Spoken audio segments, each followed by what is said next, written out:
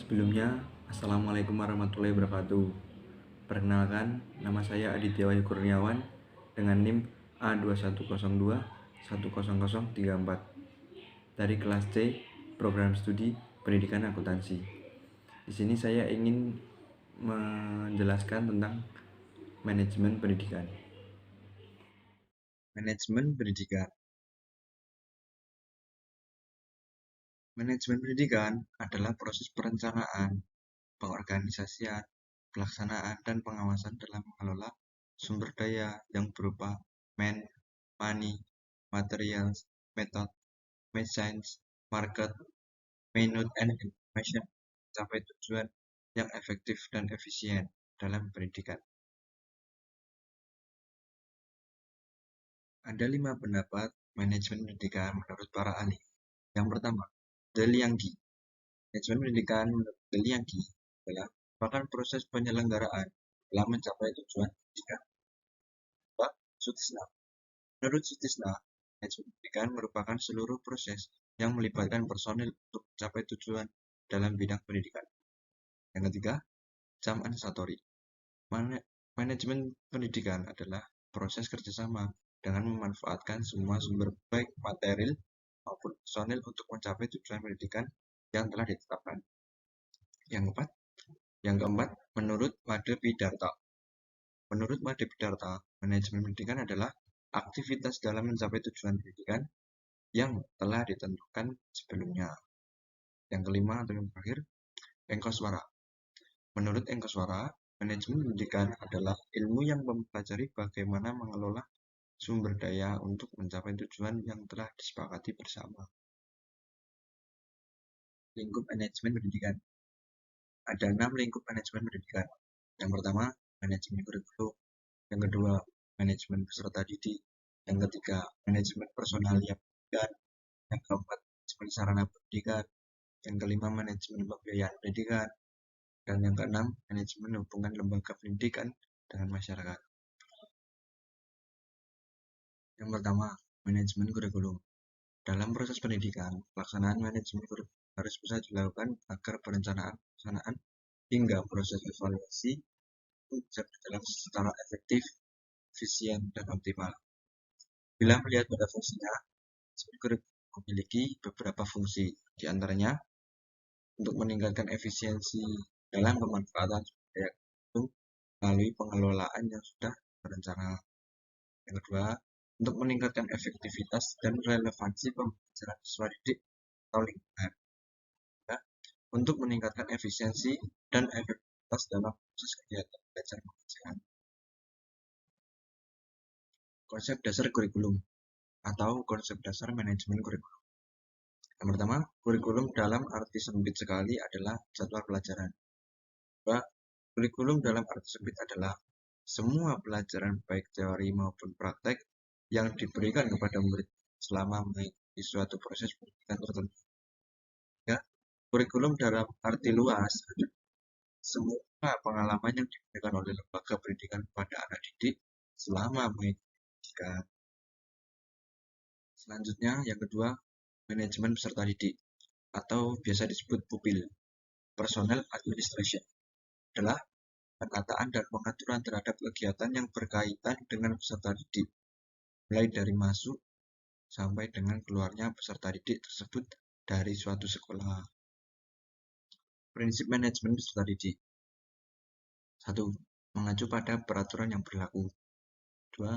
Dipandang sebagai keseluruhan manajemen sekolah sehingga harus sama tujuannya. 3.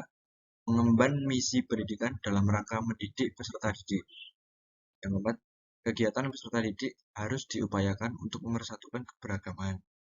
Yang kelima, harus dipandang sebagai upaya pengaturan terhadap pembimbingan peserta didik. 6. Mendorong dan memacu kemandirian peserta didik. 7. Atau yang terakhir, fungsional bagi kehidupan peserta didik. Lanjut, yang ketiga, manajemen personalia pendidikan. Menurut UU Sisdiknas nomor 20 tahun 2003, tenaga kependidikan adalah anggota masyarakat yang mengabdikan diri dan diangkat untuk menunjang penyelenggaraan pendidikan. Menurut PP nomor 2 tahun 1992, tanggal 17 Juli 1992. Tenaga kependidikan adalah anggota masyarakat yang mengabdikan diri secara langsung dalam penyelenggaraan pendidikan.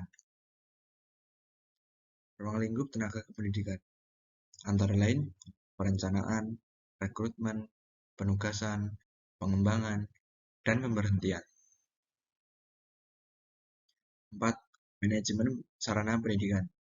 Manajemen sarana pendidikan adalah segenap proses penataan yang bersangkutan dengan pengadaan, daya gunaan, dan pengelolaan sarana pendidikan agar tercapai tujuan yang telah ditetapkan secara efektif dan efisien. Atau sarana pendidikan adalah semua fasilitas yang diperlukan dalam proses belajar mengajar, baik yang bergerak maupun tidak bergerak, agar pencapaian tujuan pendidikan dapat berjalan dengan lancar, teratur, efektif, dan efisien. 5. Manajemen pembiayaan pendidikan. Konsep dasar manajemen pembiayaan pendidikan adalah segenap kegiatan yang berkenaan dengan penataan sumber, penggunaan, dan pertanggungjawaban dana pendidikan di sekolah atau lembaga pendidikan.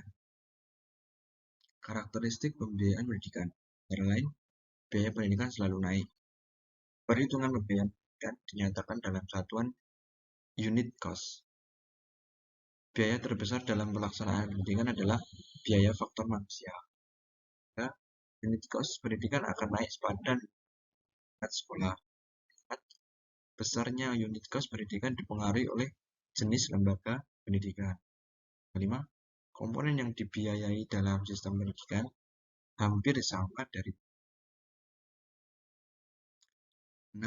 Atau yang terakhir, manajemen hubungan lembaga pendidikan dengan masyarakat, atau bisa dibagi menjadi dua, komunikasi internal dan komunikasi eksternal. Komunikasi internal adalah kegiatan yang dilakukan atau kegiatan pemberian informasi yang dilakukan di dalam sekolah saja, yang bertujuan untuk memberikan informasi kepada warga sekolah. Contohnya, murid, guru, dan petugas atau tenaga administrasi. Contohnya seperti rapat, upacara, dan lain sebagainya. Selanjutnya, komunikasi eksternal atau kegiatan yang dilakukan di luar organisasi atau di luar lingkungan sekolah. Contohnya seperti rapat dengan komite sekolah lain atau konsultasi dengan masyarakat.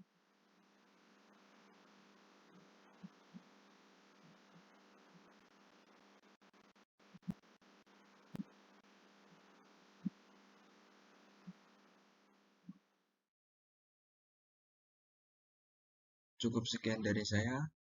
Bila ada kurang dan lebihnya mohon dimaafkan. Billahi taufiq wal hidayah. Wassalamualaikum warahmatullahi wabarakatuh.